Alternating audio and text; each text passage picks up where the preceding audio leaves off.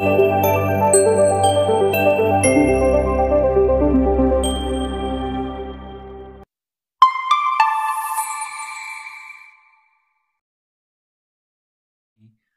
আমি তরুণের স্বপ্ন স্কিম 2025-এর একটি গুরুত্বপূর্ণ আপডেট নিয়ে হাজির হয়েছি।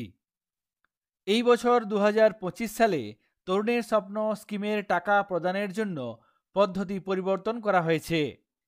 এই পদ্ধতিতে বিদ্যালয় থেকে শুরু করে সমস্ত ছাত্রছাত্রী কিংবা কোনো অফিসিয়াল সবাই বিভিন্ন ধরনের সমস্যার সম্মুখীন হয়েছেন। বিভিন্ন ধরনের সমস্যার মধ্যে একটি সমস্যা এবং তার সমাধান কিভাবে করতে হবে সেই বিষয়ে আজকে শেয়ার করব। সেলফ ডিক্লারেশন করতে গিয়ে অনেকের দেখা যাচ্ছে মোবাইল নাম্বার ঠিক নেই, সেই জন্য ওটিপি আসছে না। ওটিপি না আসার কারণে সেলফ ডিক্লারেশন ছাত্রছাত্রীরা করতে পারছে না। তাছাড়া যদি কোনো ক্যান্ডিডেটের আধার নম্বর ভুল এন্ট্রি হয়ে থাকে সেক্ষেত্রে কি করতে হবে সেই বিষয়টিও আজকে জেনে নেব। এখানে আমি সেলফ ডিক্লারেশন পোর্টাল ওপেন করে নিয়েছি। এই পোর্টালের লিংক এই ভিডিওর ডেসক্রিপশনে দেওয়া থাকবে, আপনারা সেখান থেকে এই লিংক পেয়ে যাবেন। সেলফ ডিক্লারেশন করার জন্য যদি কোনো ছাত্রছাত্রীর মোবাইলে লিংক না আসে সেক্ষেত্রে এই সেলফ ডিক্লারেশন পোর্টালে গিয়ে নির্দিষ্ট স্টুডেন্ট আইডি বা কোড লিখে নিয়ে সেলফ ডিক্লারেশন করতে পারবে। এখানে সেলফ ডিক্লারেশন পোর্টাল ওপেন করে নিতে হবে। তারপর এখানে ডান দিকে স্টুডেন্টস লগইন একটি অপশন আছে, এই অপশনটাতে ক্লিক করতে হবে।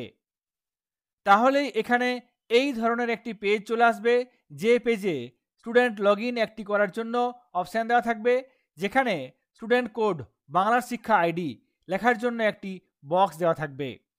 এই বক্সে নির্দিষ্ট ক্যান্ডিডেটের স্টুডেন্ট কোড বা বাংলার শিক্ষা আইডি লিখতে হবে।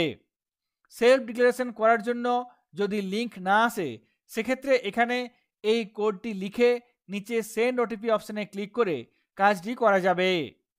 এখানে মোবাইল ওটিপি ভেরিফাই হয়ে গেলে তারপর আধার ওটিপি আসবে, সেই ওটিপির মাধ্যমে সেলফ ডিক্লারেশন দিতে হবে। কিন্তু যদি কোনো ক্যান্ডিডেটের দেখা যায় মোবাইল নম্বর ঠিক নেই সেক্ষেত্রে কি করতে হবে? সেক্ষেত্রে এখানে নিচে দেখুন একটি অপশান দেওয়া হয়েছে, একটি লেখা আছে হ্যাভিং ট্রাভেল লগিং ইন, এই অপশানটিতে ক্লিক করতে হবে। এখানে এই অপশানটিতে ক্লিক করব। তাহলে এখানে এই ধরনের একটি পেজ আসবে, যেখানে কি থাকবে find your student account. Mobile number ভুল থাকলে এখানে এই অপশনের মাধ্যমে এই পেজের মাধ্যমে কাজটি করতে হবে। কিভাবে করতে হবে তোমরা প্রত্যেকেই দেখে নাও, না হলে ভুল হতে পারে। প্রথমে কি আছে স্টুডেন্ট কোড বাংলার শিক্ষা আইডি। তোমরা প্রত্যেকেই নিজস্ব বাংলার শিক্ষা আইডি বা স্টুডেন্ট কোড জানো, না জেনে থাকলে বিদ্যালয়ের কাছ থেকে এই আইডি নিয়ে নিতে হবে। তারপর এখানে স্টুডেন্ট কোড লিখতে হবে। তারপর নিচে আছে কি গার্ডিয়ানস মোবাইল নাম্বার। এক্ষেত্রে কোন মোবাইল নম্বর লিখতে হবে, যেটি ভুল এন্ট্রি হয়ে আছে সেটি, না সঠিক মোবাইল নম্বর। এখানে কি আছে গার্ডিয়ানস মোবাইল নাম্বার, তারপর এখানে বলা আছে that is tagged with your student profile in Bangla শিক্ষা পোর্টাল।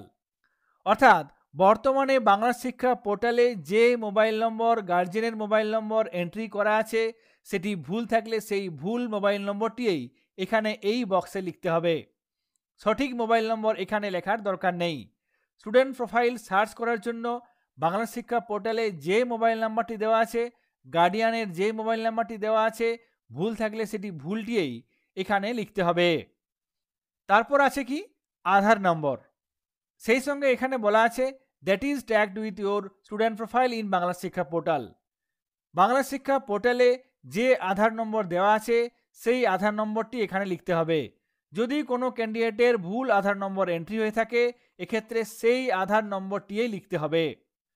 তাহলে আমরা দেখতে পাচ্ছি এই পেজে স্টুডেন্ট অ্যাকাউন্ট সার্চ করার জন্য বাংলা শিক্ষা আইডি লিখতে হবে, তারপর গার্ডিয়ানস মোবাইল নম্বর লিখতে হবে।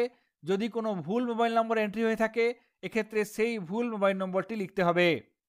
তারপর আছে আধার নম্বর, এখানে আধার নম্বর লিখতে হবে। বাংলা শিক্ষা পোর্টালে যে আধার নম্বর এন্ট্রি হয়ে আছে সেই আধার নম্বরটি লিখতে হবে। তারপর নিচে ফাইন্ড স্টুডেন্ট প্রোফাইল এই অপশানটিতে ক্লিক করতে হবে। এখানে ফাইন্ড স্টুডেন্ট প্রোফাইল এই অপশানে ক্লিক করলেই স্টুডেন্ট অ্যাকাউন্ট চলে আসবে।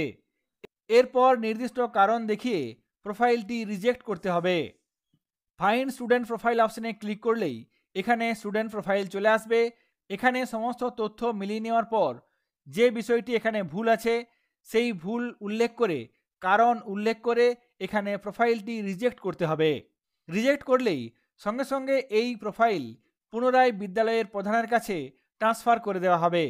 বিদ্যালয়ের প্রধান সঠিক তথ্য অনুসারে বাংলা শিক্ষা পোর্টালে আবার আপডেট করবেন এবং সেটি এসআইয়ের কাছে পাঠিয়ে দেবেন।